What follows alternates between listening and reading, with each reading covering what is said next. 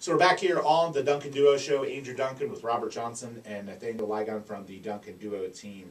10 things you need to consider and need to do when buying a home is what we're going to talk about next. And step number one is buying for the long run.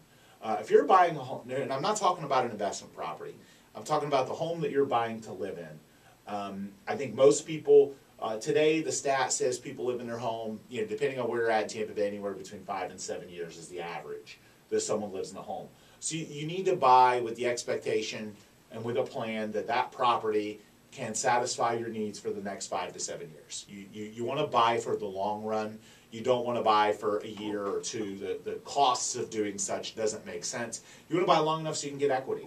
You want to buy long enough to ride the ups and downs in the market and have it make financial sense. But buying for the long term is always the right move. And when we say long term today, we don't mean 30 years. I mean, it's rare. We're talking at least a handful of years, at least 5 years. Don't buy for something and say, oh, I'm going to buy it, I'm going to live in it for a year, maybe two. That's not, you should think about what you're going to need after year two and maybe buy something a little bit different. Buy to improve your life, not to speculate with money. That's a big one. Yeah, I feel like that kind of goes back to what we were just saying a second ago. I mean, buy it with that it's going to improve your life, but you do need to make sure that it makes financial sense to do it as well. Yeah, but there are a lot of people that buy, I want to buy in this area because the prices are rising more. No. That's if you're buying an investment property, okay. But if you're buying to improve the quality of your life, you have to separate the two. You're buying a home to live in it. People make a lot of mistakes attempting to buy their primary residence and live in an investment. Buy your primary residence. The investment is dessert. Any gains that you get, buy for your quality of life. People make that mistake all the time. Focus what's important to you, Nathaniel. We talked about that earlier. You got to kind of iron out that list of things that matter the most to you, and have some flexibility with that. Know what your non-negotiables are, and then what you can be flexible with. Setting a budget and sticking to it. Here's a good scenario, and Nathaniel, you can chime in if you had somebody do this, because I know we have this happen all the time. Buyer goes out, buys puts $200,000 home under contract. Okay, has home inspection.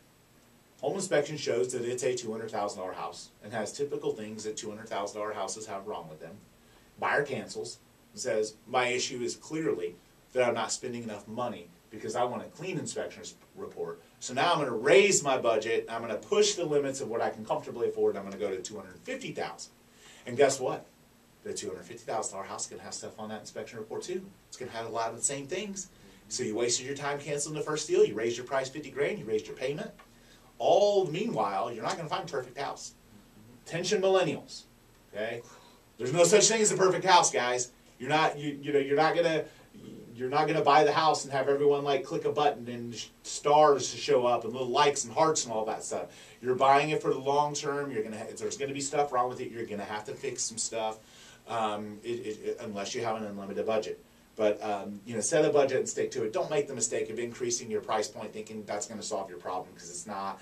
And I can tell you, flashback 10 years ago. Or in some instances a little more or less, depending on the part of town, flashback to how many people increased their budget to get that perfect house and how much that increase ended up ruining their family's finances. They increased their budget to buy a little bit more expensive house, and then the market turned and they couldn't afford it because they should have bought a $200 instead of a $250, and then they end up in foreclosure. So you never know what's around the corner. Get a budget, stick to it, just stay with it. Too many people make the mistake of increasing their budget, thinking that's going to solve the issue and that they're somehow going to get a clean inspection report, or a unicorn's going to come flying in and save the day, and put magical pixie dust on the house, and it's going to be, there's not going to see a single thing wrong with the inspection. It doesn't exist.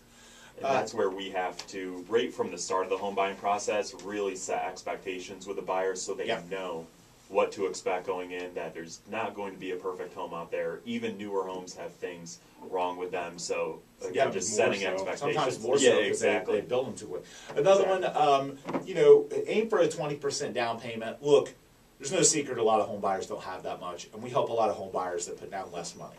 But the more money that you can put down, the better protected you are for any fluctuations in your income or any changes in the market. Keep a 6-month reserve. If you're buying a house, something big pops up, a storm comes through, a roof goes out, all kinds of issues can pop up and become a big expense. Keep some money in the bank so you don't have those problems. Fixed rate mortgages are also a strong recommendation. Again, ARMs are back. Lots of people do them. Lots of people did them back a decade ago and got busted and lost a lot of money when the rates changed. So fixed rate mortgage, safe. You know what the payment's going to be every month. Definitely the way to go there. Comparison shop to get the best mortgage. Talk to lots of different mortgage lenders. Find the best deal for you, not just on rate. Don't just pay attention to the rate. Look at the fees and costs. Look at their upfront underwriting fees, origination fees. Spend no more than 1/3 of your after-tax income. So you don't spend every penny you have on your house. And then last but not least, be willing to walk away. Find the right deal. Find the right house.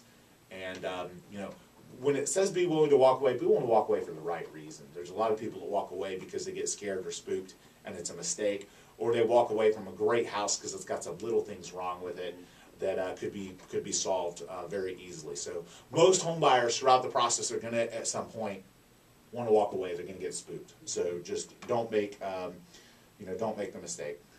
So you've been listening to the Duncan Duo Real Estate Show here on 970. Thanks so much for tuning in. Check out our website, theduncanduo.com. Get your home value estimate, get your home sold guaranteed, and have a great rest of your weekend.